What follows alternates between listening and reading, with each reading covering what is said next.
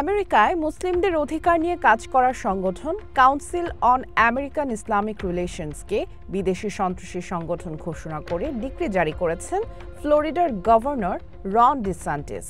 ফিলিস্তিনের স্বাধীনতাকামী সশস্ত্র সংগঠন হামাসের সাথে সংশ্লিষ্টতার অভিযোগ এনে সিএআইআরকে বিদেশি সন্ত্রাসী সংগঠন হিসেবে কালো তালিকাভুক্ত করেন ফ্লোরিডার governor. So I think our executive order is kind of the beginning. I think you're going to see statutory codification of how we handle different terror designations. যদিও হামাসের সাথে সম্পর্কের কথা অস্বীকার করেছে সিএআইআর। ফ্লোরিডার এই আদেশ অনুযায়ী সিএআইআর এর সাথে কোনো চুক্তি, কর্মসংস্থান বা তহবিল দেয়া থেকে বিরত থাকতে স্টেটের সংস্থাগুলোকে নির্দেশ দেওয়া হয়েছে। সোমবারের নির্বাহী আদেশে মুসলিম ব্রাদারহুডকেও একটি সন্ত্রাসী গোষ্ঠী হিসেবে ঘোষণা করেন DeSantis. We did do the designation for both the Muslim Brotherhood and CAIR.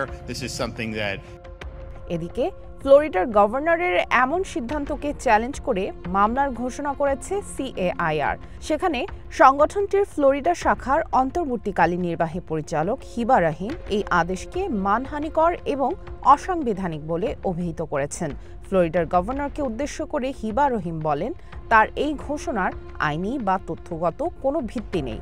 সিএআইআর জানিয়েছে, ফ্লোরিডা গভর্নরের এই ডিক্রি তাদের কাজের ওপর প্রভাব ফেলবে না, তবে আমেরিকা জুড়ে ইসলামোফোবিয়া এবং ধর্মান্ধতাকে উস্কে দিতে পারে এই আদেশ।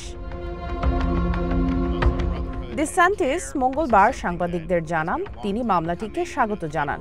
এটি স্টেট প্রশাসনকে সিএআইআর এর বিরুদ্ধে তদন্তের অংশ হিসেবে তাদের আর্থিক রেকর্ড এবং অন্যান্য নথি তলবের সুযোগ দেবে বলে মনে করেন তিনি। গত মাসে টেক্সাসের গভর্নর গ্রেগ অ্যাবটও সিএআইআর এর বিরুদ্ধে একই ধরনের পদক্ষেপ নিয়েছিলেন।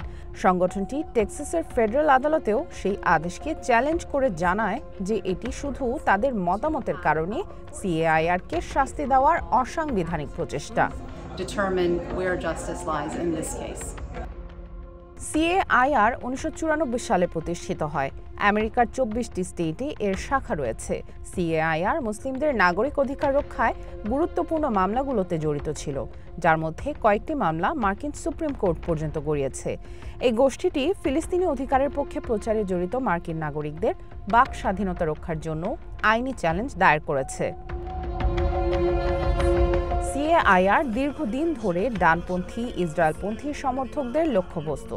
ইসরায়েলি সরকার নিজেও তাদের প্রতিরক্ষা মন্ত্রণালয়কে আমেরিকার এই সংগঠনকে সন্ত্রাসী গোষ্ঠী হিসেবে মনোনীত করার বিষয়টি বিবেচনা করার আহ্বান জানিয়েছে। সামিয়া জান্নাহ, ওয়ান ইন্টারন্যাশনাল ডেস্ক।